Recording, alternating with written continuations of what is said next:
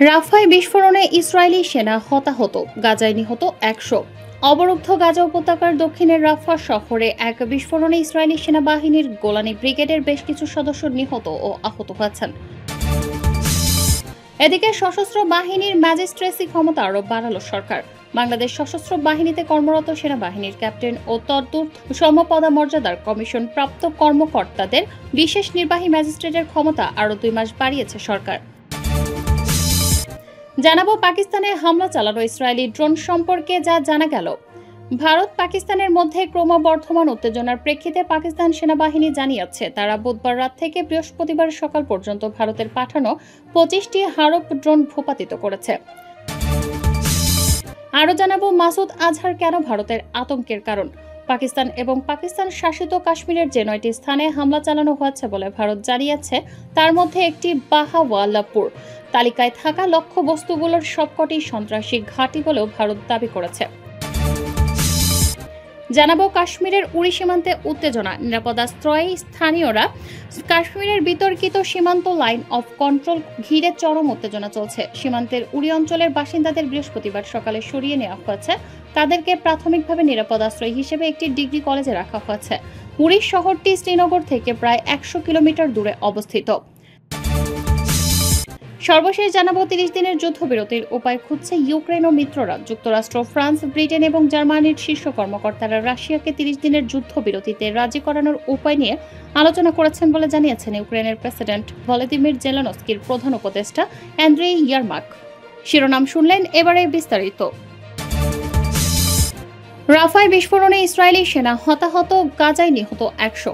অবরুদ্ধ গাজা উপত্যকায় দক্ষিণের রাফা শহরে এক বিস্ফোরণে ইসরায়েলি সেনাবাহিনীর গোলানি ব্রিগেডের বেশ কিছু সদস্য নিহত ও আহত হয়েছেন। বৃহস্পতিবার ইসরায়েলি গণমাধ্যমের বরাত দিয়ে আল জাজিরা জানিয়েছে গোলানি ব্রিগেডের সেনারা একটি ভবন উড়িয়ে দিতে গিয়ে ওই বিস্ফোরণের শিকার হন। এদিকে ঘটনার ওপর বর্তমানে ইসরায়েলি গণমাধ্যমে নিষেধাজ্ঞা জারি রয়েছে, সেই সঙ্গে সরকারিভাবেও কোনো মন্তব্য দেওয়া হয়নি। তবে রাফা শহরের প্রত্যক্ষদর্শীরা আল জাজিরাকে জানিয়েছেন সেখানে একটি বড় ধরনের বিস্ফোরণ ঘটে। পরে ইসরায়েলি হেলিকপ্টার এসে হতাহত সেনাদের উদ্ধার করে নিয়ে যায়। অনেকে মনে করছেন সেখানে ধ্বংসস্তূপের নিচে এখনও ইসরায়েলি সেনা আটকে রয়েছেন। এলাকাটিতে তীব্র সংঘর্ষ চলছে বলেও তারা জানান। এদিকে হামাস জানিয়েছে রাফা শহরের পূর্বে আল জেনেইনা এলাকায় তাদের যোদ্ধারা ইসরায়েলি বাহিনীর সঙ্গে অনেকটা মুখোমুখি তীব্র সংঘর্ষে লিপ্ত রয়েছে। আল জাজিরার প্রতিনিধিও বলছেন ইসরায়েলি বাহিনীর পক্ষে নিহত ও আহতদের ঘটনাস্থল থেকে সরিয়ে নেওয়া কঠিন হয়ে পড়েছে, কারণ সেখানে প্রচণ্ড লড়াই চলছে। গাজা শহর থেকে আল জাজিরার প্রতিবেদক হানি মাহমুদ বলেন যে তথ্য পাওয়া যাচ্ছে সে অনুযায়ী দখলদার বাহিনীর অংশ হিসেবে একটি গ্রুপ রাফা শহরের বাড়িগুলো পরিকল্পিত বিস্ফোরণ ঘটিয়ে ধ্বংস করছিল। এরই এক পর্যায়ে তারা একটি ভবনে বিস্ফোরক বসানোর সময় সেখানে বিস্ফোরণ ঘটে এবং ভবনটি ধসে পড়ে।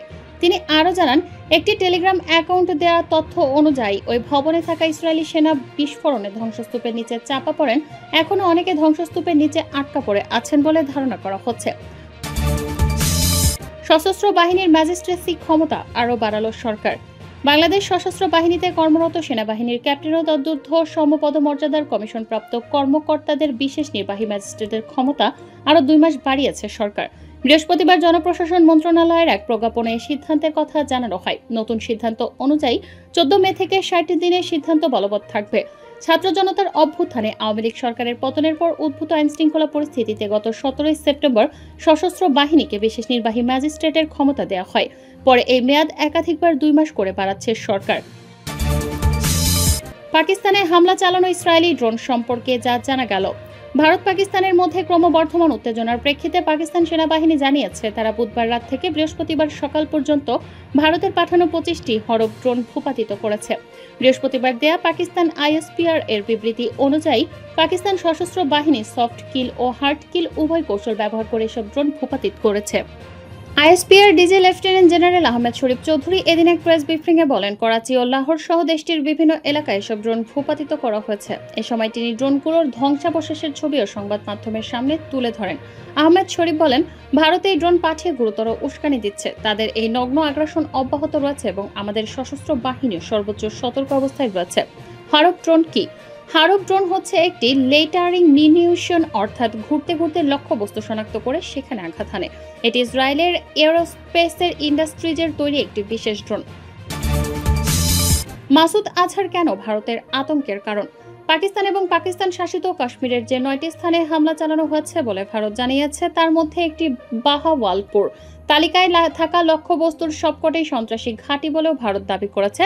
বাহাওয়ালপুর নিশানা করা হয়েছিল সুবহানাল্লাহ মসজিদকে, যাকে নিষিদ্ধ গঠন জয়শ-ই-মোহাম্মদের কেন্দ্র হিসেবে বর্ণনা করেছে ভারত।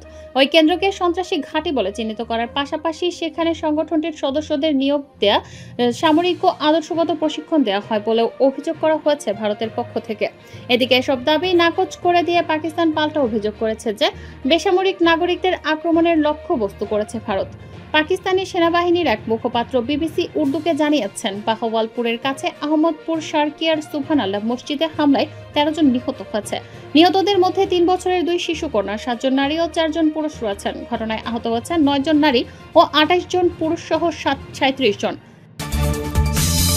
কাশ্মীরের উড়ি সীমান্তে উত্তেজনা, নিরাপদে আশ্রয় স্থানীয়রা।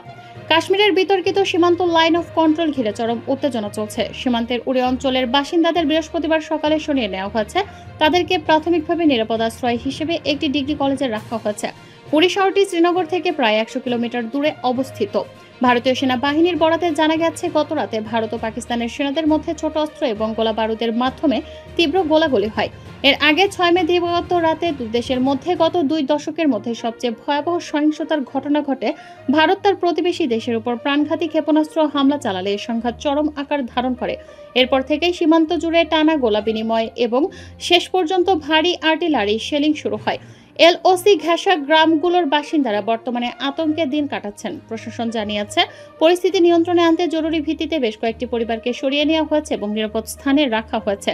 সীমান্ত উত্তেজনার কারণে দুই দেশের মধ্যে কূটনৈতিক সম্পর্ক ক্রমেই জটিল হয়ে উঠছে।